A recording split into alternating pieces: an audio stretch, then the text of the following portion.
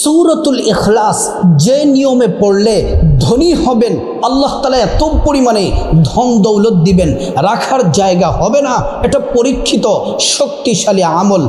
একজন দরিদ্র গরিব সাহাবী প্রিয় নবী মুহাম্মদ সাল্লাল্লাহু আলাইহি ওয়াসাল্লামের কাছে এসে অভিযোগ করলেন, ইয়া রাসূলুল্লাহ, ওগো আল্লাহর হাবিব, আমি অভাব অনটনের মধ্যে আছি, ঘরের মধ্যে খাবার নাই, টাকা পয়সা নাই, কিছু নাই, কষ্টে দিন কাটাচ্ছি। ইয়া রাসূলুল্লাহ, আপনি আমাকে একটা আমল দেন, যে আমলটি করলে আমি আল্লাহ রাব্বুল আলামিন ধনী হয়ে যাব। আল্লাহ তাআলা আমার ধন দৌলতের মধ্যে রব্বুল আলামিন প্রচুর পরিমাণে আল্লাহ তাআলা বরকত দিবেন। প্রিয় মা বোনেরা আমার, প্রিয় ভাইয়েরা আমার, এই অভিযোগ যখন করলেন, আমরাও তো অনেক সময় অভিযোগ করি, হুজুরদের কাছে দোয়া চাই, হুজুর টাকা পয়সার সংকটে আছি, অভাব অনটনে আছি, আল্লাহ যেন ব্যবসার মধ্যে চাকরিতে টাকা পয়সাতে যেন বরকত দেয়, আল্লাহ তাআলা যেন বরকত দেয়, যেন ধনী হয়ে যেতে পারি, আমাদের জন্য একটু দোয়া করুন। বা এমন একটা আমল আমাদেরকে দিয়ে দেন। রাসূল করিমের কাছে সাহাবী অভিযোগ করলেন, অভাব অনটন দরিদ্রতার অভিযোগ করলেন। প্রিয় নবী মুহাম্মদ সাল্লাল্লাহু আলাইহি ওয়াসাল্লাম বললেন, এ সাহাবী, তুমি সূরাতুল ইখলাসের আমল করো, সূরা ইখলাস পড়ো। নবীজি সূরা ইখলাস দিয়ে দিলেন। ওই সাহাবী হাঁটতে সূরা ইখলাস পড়ে, বসে বসে সূরা ইখলাস পড়ে, 5 ওয়াক্ত নামাজে সূরা ইখলাস পড়ে, রাতের বেলা ঘুমানোর আগে সূরা ইখলাস পড়ে। আল্লাহু আকবার। কিছুদিন পরে প্রিয় নবী সাল্লাল্লাহু আলাইহি ওয়াসাল্লামের কাছে ওই সাহাবী আসলেন, আয়েশা বললেন, ইয়া রাসূলুল্লাহ, ওগো মায়ার নবীজি, আপনি আমাকে সূরা ইখলাসের আমল দিলেন, এই সূরা ইখলাসের আমল করেছি, আপনি যেভাবে বলেছেন সেভাবে পড়েছি। আল্লাহ রাব্বুল আলামিন আমাকে এত পরিমাণে আল্লাহ সুবহানাহু তাআলা ধন দৌলত দিয়েছেন, আল্লাহ রাব্বুল আলামিন এত পরিমাণে ধনী বানিয়েছেন, আমি সেটা কোনোদিন কল্পনাও করে নাই। এত অল্প সময়ে এত পরিমাণে ধন দৌলতের মালিক হব, সেটা কোনোদিন কল্পনাও করি নাই। রাসূল করিম সাল্লাল্লাহু আলাইহি ওয়াসাল্লাম বলছেন, হে সাহাবী, সূরা ইখলাস পড়তেই থাকো, আর আল্লাহ তাআলা তোমার ধন দৌলতে বরকত দিতেই থাকবেন। তোমার টাকা পয়সা তোমার সন্তান খেয়ে শেষ করতে পারবে না।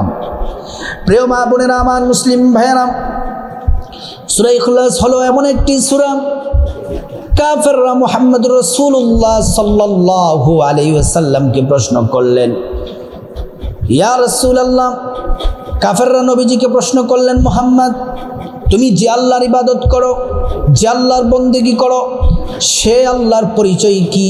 সে আল্লাহর পরিচয় জানতে চাই। আল্লাহ রাব্বুল আলামিন তখন সূরা ইখলাস নাজিল করে দিলেন। এই সূরা ইখলাসের মধ্যে আল্লাহ রাব্বুল আলামিনের সুন্দরভাবে পরিচয় আছে। আল্লাহু আকবার। এই সূরা ইখলাস এমন একটা দামি সূরা, নবীজি সাল্লাল্লাহু আলাইহি ওয়াসাল্লাম বলছেন, সাহাবীরা শোনো শোনো, একবার সূরা ইখলাস পড়লে 10 পারা কোরআন তেলাওয়াতের সওয়াব হয়, 2 বার পড়লে 20 পারা কোরআন তেলাওয়াতের সওয়াব হয়, 3 বার পড়লে সম্পূর্ণ কোরআন খতমের নেকি যিনি দান করেন তিনি হলেন আল্লাহ। আল্লাহু আকবার।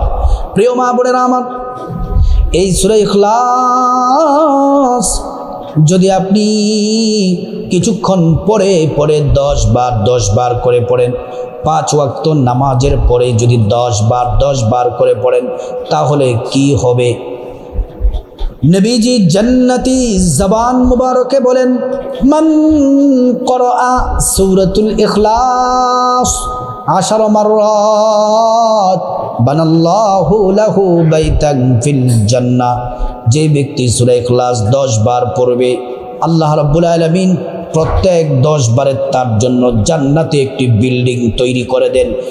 প্রত্যেক 10 বারে এক একটি বিল্ডিংয়ের মালিক আপনি হয়ে যাবেন। প্রিয় মা বোনেরা আমার, গ্রাম থেকে একজন কৃষক, গরিব, অসহায়, গরিব সাহাবী রাসূল করিম সাল্লাল্লাহু আলাইহি ওয়াসাল্লামের কাছে আসলেন। সহজ সরল সাহাবী। এই সাহাবী এসে রাসূলুল্লাহ সাল্লাল্লাহু আলাইহি ওয়াসাল্লামকে সালাম দিলেন। সালাম দেওয়ার পরে নবীজিকে বললেন, ইয়া রাসূলুল্লাহ, আপনার কাছে নাকি দেও আসে। নবীজি কথা শুনেই বুঝতে পারলেন এই সাহাবী সহজ সরল গ্রামের সাহাবী। আল্লাহর রাসূল বললেন, সাহাবীরে শোনো, আমার কাছে দেও আসে না, আমার কাছে আসে আল্লাহর সৃষ্টি ফেরেশতাদের সর্দার হযরতে জিবরাইল আলাইহিস সালাম আমার কাছে আসেন। ওই সাহাবী বললেন, ইয়া রাসূলুল্লাহ, সেই ফেরেশতা নাকি আপনাকে গীত গেয়ে শোনায়? গীত? নবীজি বললেন, না রে, গীত গেয়ে শোনায় না, কুরআনুল কারীম আমাকে শোনায়, আমার উপর নাজিল হয়। সাহাবী শোনো, কিছুক্ষণ আগে আমার উপর একটি সূরা নাজিল হলো, যে সূরাটি অনেক দামি, তুমি কি সেই সূরাটি শিখতে চাও? সাহাবী বললেন, অবশ্যই শিখতে চাই। আল্লাহর নবী সাল্লাল্লাহু আলাইহি ওয়াসাল্লাম সাহাবীকে সূরাটি মুখস্থ করাতে লাগলেন। নবীজি পড়াচ্ছেন, পড়ো সাহাবী। বিসমিল্লাহির রহমানির রহিম, قل هو الله أحد الله الصمد لم يلد ولم يولد ولم يكن له كفوا أحد। নবীজি কয়েকবার এই সূরাটি পড়ালেন। এই সূরাটি পড়ার পরে সাহাবী সূরাটি মুখস্থ করে নিলেন। সাহাবী মুখস্থ করার পরে আল্লাহর নামের বরত্বের স্লোগান দিতে লাগলেন, আল্লাহর বরত্বের স্লোগান দিতে লাগলেন। নবীজি খুশি হয়ে গেলেন। পাশে একজন সাহাবী বসা, ওই সাহাবী বললেন, ইয়া রাসূলুল্লাহ, আপনার গরীব সাহাবী কোরআনের সূরা ইখলাস, আল্লাহর পরিচয় সম্বলিত সূরাটি, এই সূরাটি মুখস্থ করে আপনার আল্লাহর নামের বরত্বের স্লোগান দিয়েছে, কোরআনকে সম্মান করেছে, আল্লাহকে সম্মান করেছে। নবীজি আমাকে অনুমতি দেন, সে তো গরিব মানুষ, সাহাবী গরিব, আমার ঘরের মধ্যে একটা গর্ভবতী উটনি আছে, সে উটনিটা এই সাহাবীকে হাদিয়া দিতে চাই, গিফট করতে চাই।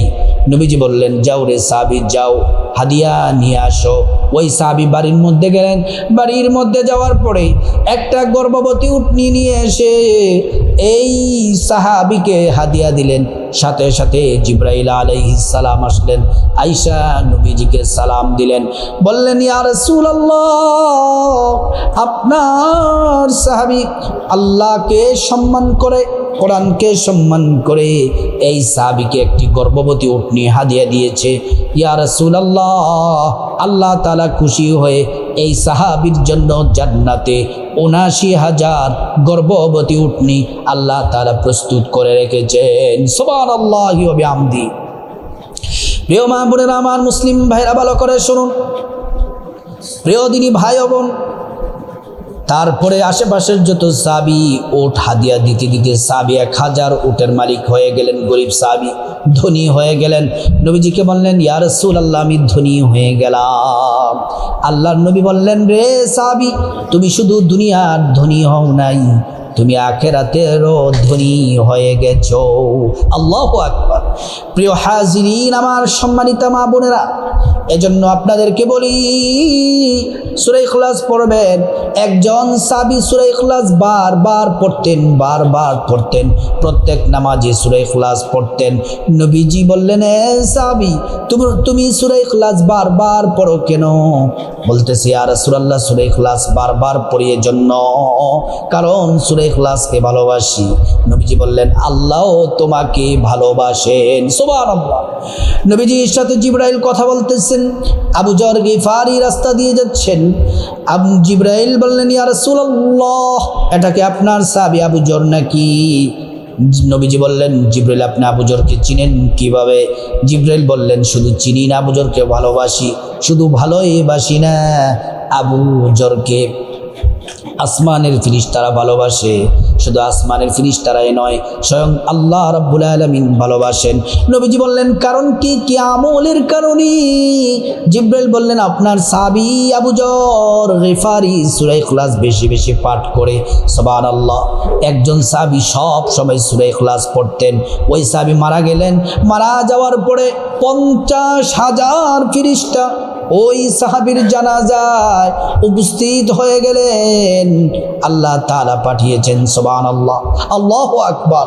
প্রিয় মা বোনেরা আমার, এজন্য সূরা ইখলাস যেভাবে পড়লে ধনী হবেন, বাহিরে গেছেন, ঘরে প্রবেশ করার সময় কমপক্ষে 3 বার সূরা ইখলাস পড়বেন।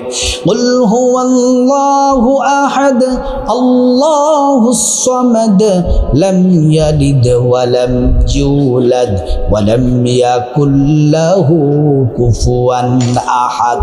এই সূরা ইখলাস ঘরে প্রবেশ করার সময় পড়বেন। 5 ওয়াক্ত নামাজের পরে, ফজরের পরে 10 বার পড়বেন, জোহরের পরে 10 বার পড়বেন, আসরের পরে 10 বার পড়বেন, মাগরিবের পরে 10 বার পড়বেন, এশারের পরে 10 বার পড়বেন, রাতের বেলা ঘুমানোর সময় 10 বার পড়বেন। এভাবে প্রত্যেক দিন যদি আমল করেন, টাকা পয়সা ধন দৌলতে আল্লাহ তাআলা বরকত দিবেন। এই সম্পদ ফুরাবে না, দুনিয়ারও ধনী হয়ে যাবেন, আখিরাতেরও ধনী হয়ে যাবেন। আল্লাহ পাক আমাদের সবাইকে এই শ্রেষ্ঠ আমলটি করার আল্লাহ পাক তৌফিক দান করুন।